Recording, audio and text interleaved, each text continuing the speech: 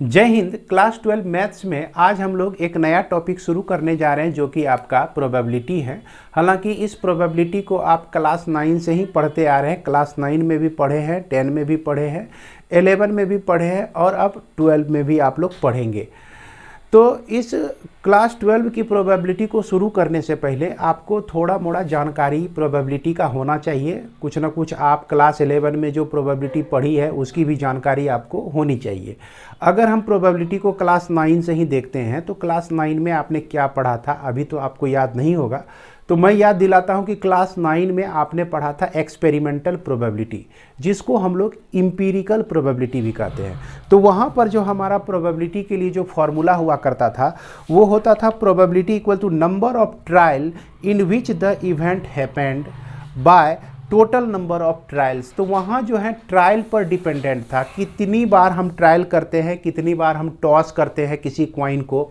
उसके बाद जब क्लास 10 में आए तो वहाँ पे हमने पढ़ा प्रोबेबिलिटी के लिए फॉर्मूला कि number of outcomes favourable to E by total number of possible outcomes. तो total number of possible outcomes को हम लोग सैंपल स्पेस भी कहते हैं। और जो इवेंट फेवरेबल हमारे फेवर में होता है, जैसे मान लीजिए किसी क्वाइन को हम टॉस किए, हमारे फेवर का हेड है, तो वो फेवरेबल इवेंट आने की जो बात है उसे हम लोग इवेंट कहते थे। तो favourable event by number of sample space हम लोग ऑलरेडी लिखते आ रहे हैं।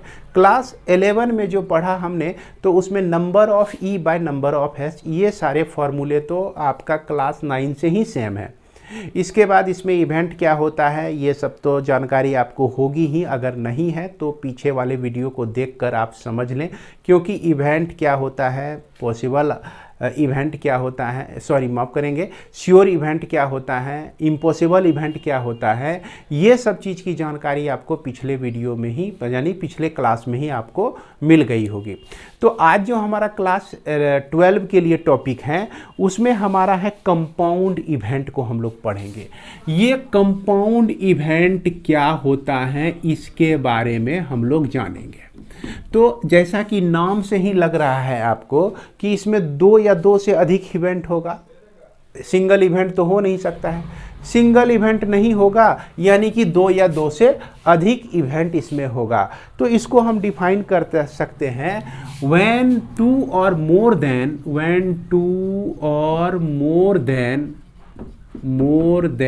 two event occur, their joint occurrence is called the compound event। अब क्या होता है कि यहाँ पर इवेंट कंपाउंड हो गया है। दो इवेंट एक साथ होने की प्रोबेबिलिटी क्या है, 3-4 इवेंट एक साथ होने की प्रोबेबिलिटी क्या है, इस तरह का प्रोबेबिलिटी के बारे में हम लोग यहाँ पर सीखेंगे। अभी तक हम लोग सिंगल प्रोबेबिलिटी सीख रहे थे। कंपाउंड प्रोबेबिलिटी का कुछ नमूना आपको क्लास 11 में भी मिल गया होगा। में आप लोग पढ़े होंगे म्यूचुअली एक्सक्लूसिव इवेंट को या म्यूचुअली एक्सक्लूसिव एग्जॉस्टिव इवेंट। तो ये सब चीज़ जो है आपका कंपाउंड इवेंट के अंदर ही आता है। हालांकि यहाँ जो हम लोग कंपाउंड इवेंट पढ़ने जा रहे हैं कंपाउंड इवेंट के बारे में, तो सबसे पहले हम लोग ये जानें कि कंपाउंड इवेंट होते कितने तरह के हैं। तो यहाँ पर कंपाउंड इवेंट को दो भागों में बांटा गया है। एक आपका इंडिपेंडेंट इवेंट हो गया और दूसरा आपका डिपेंडेंट इवेंट है ना। तो यहाँ इंडिपेंडेंट इवेंट हमारा जो है इस टॉपिक का, इस लेक्चर का मुख्य फोकस हमारा रहेगा इंडिपेंडेंट इवेंट। तो सबसे पहले हम लोग इंडिपेंडेंट इवेंट को डिफाइन करेंगे, अब फिर उसके बाद इंडिपेंडेंट इवेंट के बारे में ठीक तरह से हम लोग समझेंगे। तो इंडिपेंडेंट इवेंट को हम लोग किस तरह से डिफाइन कर सकते हैं कि two events E1 and E2 are called independent event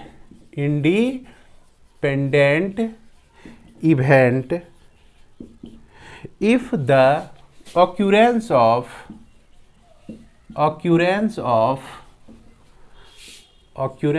one event does not depend upon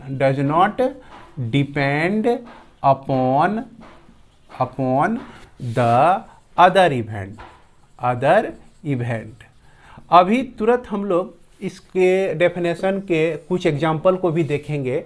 तो इसमें यह कहता है कि two events E1 and E2 are called independent event if the occurrence of one event does not depend upon the other event. यानी कि दो event एक साथ होने का है, एक ही सिस्टम में होने का है, लेकिन दोनों इवेंट एक दूसरे पर डिपेंड नहीं करता है, तो वैसे इवेंट को हम लोग इंडिपेंडेंट इवेंट कहते हैं।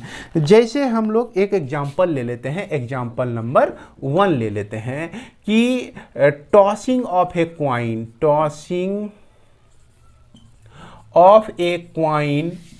टू टाइम्स, 2 टाइम्स हम लोग एक क्वाइन को टॉस करते हैं। तो पहले कंडीशन में हेड आने की प्रोबेबिलिटी जो है यह आपका 1/2 हो गया। फर्स्ट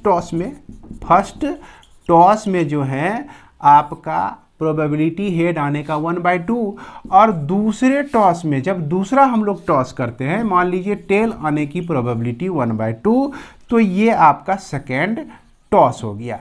अब यहाँ पर देखिए ये दोनों जो इवेंट है आपका इंडिपेंडेंट इवेंट कहला जाएगा, क्योंकि इसमें हैच आने की प्रोबेबिलिटी इससे किसी तरह से प्रभावित नहीं होता है, और यह जो टेल आने की प्रोबेबिलिटी है इससे किसी तरह से प्रभावित नहीं होता है। तो यहाँ तो आप कहेंगे कि सर कैसे प्रभावित होगा ही नहीं। तो इसके लिए हम एक दूसरा एग्जाम्पल लेते हैं। इसके लिए दूसरा एग्जाम्पल हम लोग ये ले लेते हैं, when 2 cards drawn out of a full pack of 52 playing cards with replacement. तो यहाँ पे हमने क्या किया कि एक प्लेइंग कार्ड का एक पैकेट ले लिए जिसमें कि 52 कार्ड्स होते हैं। तो 52 कार्ड्स में हमको 2 कार्ड को निकालना है। 2 कार्ड को निकालने के लिए हमारा एक कंडीशन दिया गया है कि विथ रिप्लेसमेंट, उसमें एक कार्ड को निकालें तो उसमें फिर हम उस कार्ड को रख के फिर दूसरा कार्ड निकालते हैं। अब देखिए कि यहाँ पर एक चीज हम लोग समझते हैं कि ये जो प्लेइंग कार्ड है आपका 52 है। कितना है प्लेइंग कार्ड? 52 है। तो चलिए प्लेइंग कार्ड्स जो है आपका 52 है, और पहला कंडीशन जो है रिप्लेसमेंट और दूसरा कंडीशन विदाउट रिप्लेसमेंट। यानी कि पहला कंडीशन हम लोग ले लेते हैं विथ रिप्लेसमेंट और दूसरा कंडीशन ले लेते हैं विदाउट रिप्लेसमेंट। अब ये रिप्लेसमेंट क्या होता है अभी तुरंत आपको समझ में आ जाएगा। मान लीजिए कि किंग हमको एक निकालना है, किंग निकालने की प्रोबेबिलिटी क्या होगी। तो पहले कंडीशन में हम लोग क्या किए कि प्रोबेबिलिटी पहला किंग हमने निकाला, तो पहला किंग निकालने के लिए चूंकि किंग 4 होते हैं और इसकी प्रोबेबिलिटी 4/52 हो गया। अब हम चाह रहे हैं कि दूसरे कंडीशन में भी किंग निकालें, लेकिन विथ रिप्लेसमेंट के साथ। तो क्या किए, एक कार्ड जो निकाले हैं तो फिर से उसी 52 में हम लोग मिला दिए कार्ड को। अब फिर उसके बाद देखिए दूसरा किंग हम लोग निकालना चाहते हैं, तो उसमें 4 किंग बचा और जो एक निकाले थे फिर हम उसमें रख ही दिए, तो 52 कार्ड हो गया। तो यहाँ पर 4/52 यानी कि रिप्लेसमेंट के साथ अगर दोनों इवेंट हम करते हैं तो यह जो इवेंट होता है आपका, इस इवेंट को हम लोग कहते हैं इंडिपेंडेंट इवेंट कहते हैं। इस इवेंट को हम लोग क्या कहते हैं? इंडिपेंडेंट इवेंट कहते हैं। यानी कि ये इवेंट जो है इसको इफेक्ट नहीं डाल रहा है और ये इवेंट इसमें किसी तरह का इफेक्ट नहीं डाल रहा है। विदाउट रिप्लेसमेंट वाली बात की जाए तो अगर पहला किंग हम लोग निकाल लेते हैं तो 52 कार्ड्स है और 4 किंग है, तो 4/52 इसका प्रोबेबिलिटी हो गया। अब दूसरा किंग अगर हम चाहते हैं निकालने के लिए, तो अब देखिए कि 52 कार्ड में आप विदाउट रिप्लेसमेंट बोल रहे हैं, बात कर रहे हैं, तो 52 में एक कार्ड तो आपके हाथ में आ गया, चाहे वो किंग हो अथवा नहीं हो। तो अब बच गया आपको 53 कार्ड ही बच गया। कितना कार्ड, 53 कार्ड ही बच गया। और उसमें से अगर आपका किंग निकल गया या नहीं निकला, दोनों कंडीशन में हम लोग क्या कर सकते हैं, ये इवेंट जो है इफेक्टिव होता है। अगर किंग निकल गया तो वहाँ पर किंग जो है आपका 3 ही बचा। अगर आपका किंग नहीं निकला हुआ है तो उस स्थिति में आपका किंग कितना है, 4 है। तो हम देख रहे हैं कि यहाँ सैंपल स्पेस भी इफेक्टिव हो रहा है और यहाँ पर आपका इवेंट भी इफेक्टिव हो रहा है ना। तो ये विदाउट रिप्लेसमेंट होने के चलते जो है इवेंट एक दूसरे पर इफेक्ट डालता है, इसीलिए हम लोग इसको डिपेंडेंट इवेंट कहेंगे। इसको क्या कहेंगे, डिपेंडेंट इवेंट कहेंगे। और इसको हम लोग इंडिपेंडेंट इवेंट कहेंगे, इंडिपेंडेंट इवेंट कहेंगे। इसके बाद हम लोग कुछ एग्जाम्पल और देखते हैं, क्योंकि आज जो है इस वीडियो के माध्यम से हम लोग को यही समझना है ठीक तरह से कि इंडिपेंडेंट इवेंट होता क्या है। तीसरा एग्जाम्पल समझने के लिए हमने क्या किया, एक बॉल से भरा हुआ बैग लिया है जिसमें 3 रेड बॉल है और 2 ब्लैक बॉल है आपका, क्लियर है। और इस दोनों में हम 2 तरह के इवेंट की कल्पना करने जा रहे हैं। एक इंडिपेंडेंट इवेंट, इंडिपेंडेंट इवेंट, और दूसरा जो है आपका डिपेंडेंट इवेंट, डिपेंडेंट इवेंट। तो यहाँ पर इंडिपेंडेंट इवेंट को आप हमेशा दिमाग में रखिए कि यह जो होता है विथ रिप्लेसमेंट होता है, विथ रिप्लेसमेंट होता है। और डिपेंडेंट इवेंट जो होता है आपका विदाउट रिप्लेसमेंट होता है, रिप्लेसमेंट होता है। और यहाँ जितने भी इवेंट की बात हो रही है सारा कंपाउंड इवेंट है, सब कंपाउंड इवेंट की ही प्रोबेबिलिटी हम लोग निकाल रहे हैं।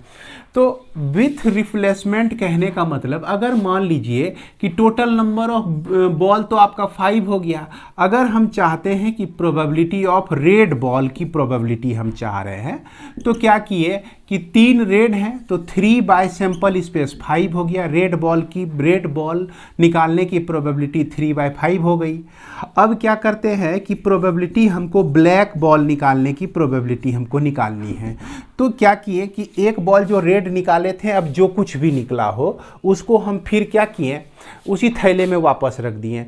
तो बैग में जो है बॉलों की संख्या तो 5 का 5 ही रह गया। अब फिर जब हम चाहते हैं कि प्रोबेबिलिटी ब्लैक बॉल का निकालें, तो नंबर ऑफ ब्लैक बॉल्स आपका 2 है और इसकी प्रोबेबिलिटी कितनी हो जाएगी, 2/5, चूँकि सैंपल स्पेस 5 ही रह गया।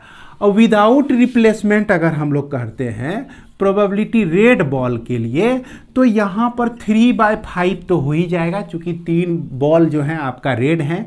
अगर प्रोबेबिलिटी ब्लैक का निकालते हैं तो यहाँ पर देखिए इफेक्ट हमारा क्या पड़ता है कि एक बॉल ऑलरेडी हमने निकाल लिया है, तो अब बैग में जो है बचे हुए बॉल की संख्या क्या हो गई, 4 हो गई।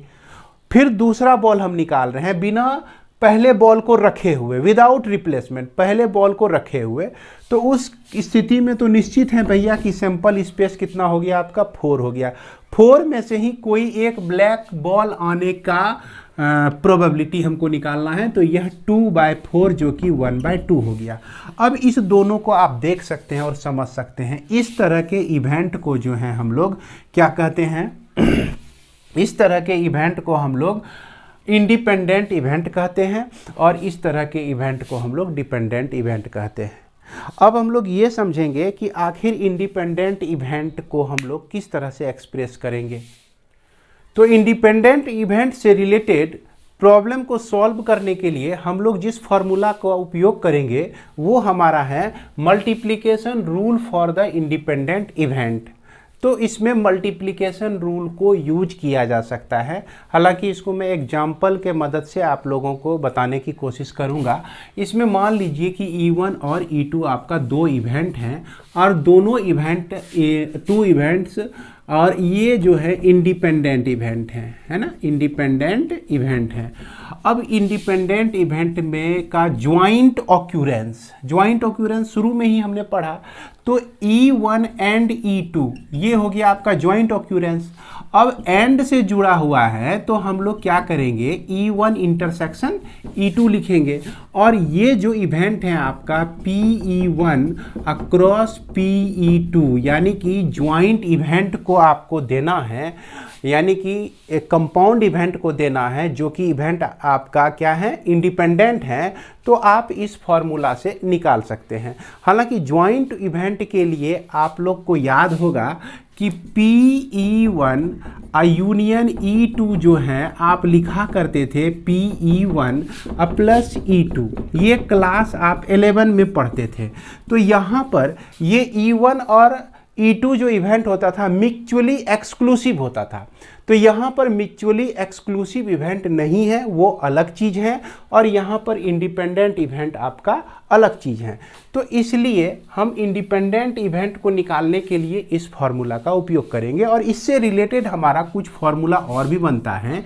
जैसे मान लीजिए E1 का कंप्लीमेंट है इंटरसेक्शन E2 है, तो सिंपल है कि यहाँ पर PE1 का कंप्लीमेंट हो जाएगा और उसके बाद E2 इवेंट की प्रोबेबिलिटी हो जाएगी। अगर ऐसा हो जाए कि P1 इंटरसेक्शन E2 का कंप्लीमेंट हम लेकर तब इसका कंपाउंड इवेंट हम निकालते हैं की प्रोबेबिलिटी निकालते हैं, तो PE1 अक्रॉस PE2 का कंप्लीमेंट हो जाएगा। उसके बाद PE1 का कंप्लीमेंट हो इंटरसेक्शन E2 का कंप्लीमेंट हो, तो ऐसे स्थिति में P1 का कंप्लीमेंट इंटू PE2 का कंप्लीमेंट, इस तरह से हम लोग फार्मूला लिख सकते हैं। यानी कि कंपाउंड इवेंट जो कि इंडिपेंडेंट है उसके लिए हम लोग ये फार्मूला का इस्तेमाल करते हैं। अब देखा जाए कि इसके लिए एक एग्जाम्पल देखिए कि यह एग्जाम्पल आपको मजबूर करेगा कि हाँ यहाँ पर मल्टीप्लिकेशन ही होना चाहिए। जैसा देखिए, दो डाई हैं आपका और दोनों डाई को हमने थ्रो किया है ना, दोनों डाई को हमने थ्रो किया, तो इसका जो है 2 पहले डाई पर भी 2 और दूसरे डाई पर भी 2 निकाह आने की प्रोबेबिलिटी क्या है। तो PE इक्वल टू आपका ये इवेंट जो है आपका नंबर ऑफ E जो है आपका क्या हो गया, 1 हो गया। हम चाह रहे हैं कि पहले पर भी 2 आए और दूसरे पर भी 2 आए। तो सैंपल स्पेस अगर इसका देखते हैं तो सैंपल स्पेस कितने हो जाते हैं, 30 हो जाते हैं। नंबर ऑफ सैंपल स्पेस 36 हो जाते हैं। तो 1/36 जो हो गया इसकी प्रोबेबिलिटी हो गई, अगर हम 2 चाहते हैं तो। इसके बाद क्या किए, पहला डाई को हम लोग थ्रो किए और उसमें हमारा जो है प्रोबेबिलिटी 2 आने की प्रोबेबिलिटी 1/6 हो गया। अब फिर दूसरे डाई को हम थ्रो किए, उसमें भी 2 आने की प्रोबेबिलिटी 1/6 हो गया। क्लियर है। अब ये देखिए दोनों इवेंट जो है आपका कैसा इवेंट है, इंडिपेंडेंट इवेंट है। पहले एक बार डाई को थ्रो किए, फिर दूसरे बार डाई को थ्रो किए, तो दोनों में 2 आने की प्रोबेबिलिटी 1/6, तो दोनों एक दूसरे से इंडिपेंडेंट हैं। तो इंडिपेंडेंट के लिए अगर ज्वाइंट हम चाहते हैं कि एक बार हम फेंकें और E1 एंड E2 आ जाए, E1 और E2 आ जाए, यानी कि पहले डाई में भी 2 आ जाए और दूसरे डाई में भी 2 आ जाए, तो ये कहता है आपका क्या कह सकते हैं, मल्टीप्लिकेशन रूल लगा सकते हैं यहाँ पर, क्योंकि ये इंडिपेंडेंट इवेंट है। तो इसलिए PE1 इंटू PE2 आप कर सकते हैं, है ना, जो कि 1/6 इंटू 1/6 है, ये आपका 1/36 हो गया। क्या हो गया, 1/36 हो गया। और यहाँ पर भी आपका 1/36 ही निकला हुआ है। अगर आप दोनों को आप एक साथ थ्रो करते हैं तो उस स्थिति में हमारा यही आता है। अगर आप अलग अलग करके इसको इंडिपेंडेंट बना के तब उसके बाद प्रोबेबिलिटी कंपाउंड इवेंट का निकालते हैं तो उस स्थिति में भी 1/36 आता है। तो उम्मीद करते हैं कि इंडिपेंडेंट इवेंट का कुछ कॉन्सेप्ट आप लोगों का क्लियर हुआ होगा, लेकिन यह कॉन्सेप्ट और भी तभी क्लियर होगा जब आप इससे रिलेटेड बहुत सारे प्रॉब्लम को बना लेंगे। तो अब जो हम लोग अगले वीडियो में पढ़ेंगे क्लास 12 में, जो आपका RS अग्रवाल बुक में जो पहला एक्सरसाइज है उसके सारे प्रॉब्लम को हम लोग सॉल्व करने की कोशिश करेंगे। इसी के साथ इस वीडियो को मैं विराम देता हूँ। मिलते हैं हम लोग नेक्स्ट वीडियो में। जय हिंद, जय भारत।